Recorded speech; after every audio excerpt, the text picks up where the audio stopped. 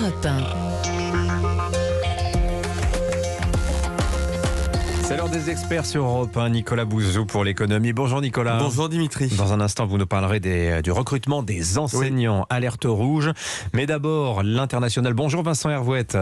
Bonjour Dimitri, bonjour à tous. Alors Vincent, selon Jens Stoltenberg, c'est le patron de l'OTAN, l'Ukraine peut gagner la guerre contre la Russie.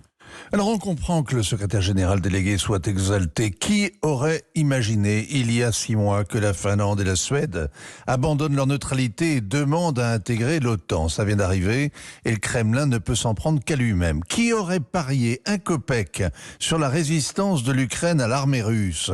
Les Européens soutiennent l'effort de guerre, les Américains y mettent des dizaines de milliards de dollars, c'est sans précédent.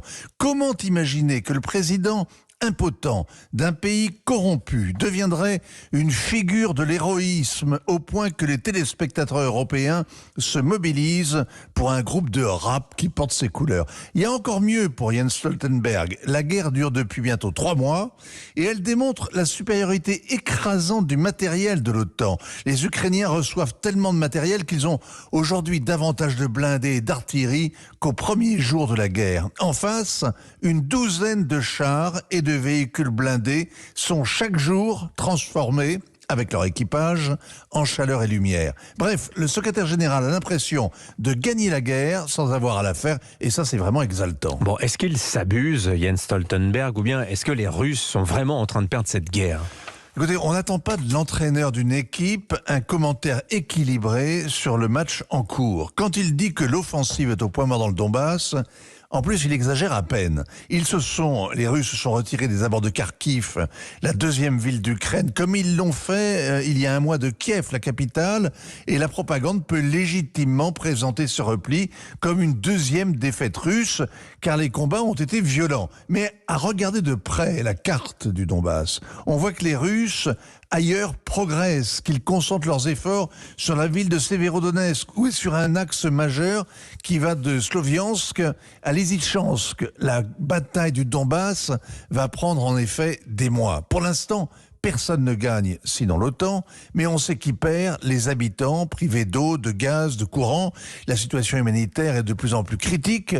Mais dans ce conflit, la souffrance des populations n'est pas une incitation au cessez-le-feu, c'est au contraire un argument supplémentaire pour faire la guerre. Et c'est ainsi que l'OTAN promet la victoire à l'Ukraine, c'est-à-dire sans dire en fait aux Ukrainiens que c'est une victoire à la Pyrrhus et le prix qu'ils vont la payer. Alors la cause des Ukrainiens, Vincent, est très populaire. On l'a vu par exemple samedi soir à l'Eurovision.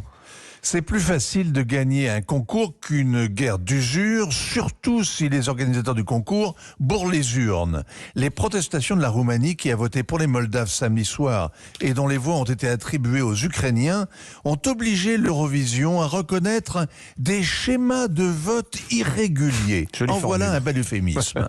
Mais la vraie fausse note, c'est le commentaire de Charles Michel. Le président de l'Union européenne promet que le concours l'an prochain se déroulera dans une Ukraine libre et unie.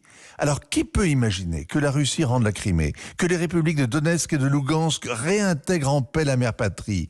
Cela n'aura pas lieu. La désintégration de l'Ukraine va continuer. La crise en Russie aussi, l'escalade aussi, les surprises aussi. La guerre n'en est qu'à ses débuts. Et c'est pourquoi le pire à ce stade, ce sont les dirigeants qui pensent comme on rêve et qui imaginent qu'une chanson peut convaincre un tambour. Merci beaucoup Vincent Hervouette. Alors vous avez cité Charles Michel, le président du Conseil européen. Il sera demain matin sur Europe 1, l'invité de Sonia Mabrouk à 8h13. Joie, on lui parlera de l'Eurovision, de ce qu'il en a pensé.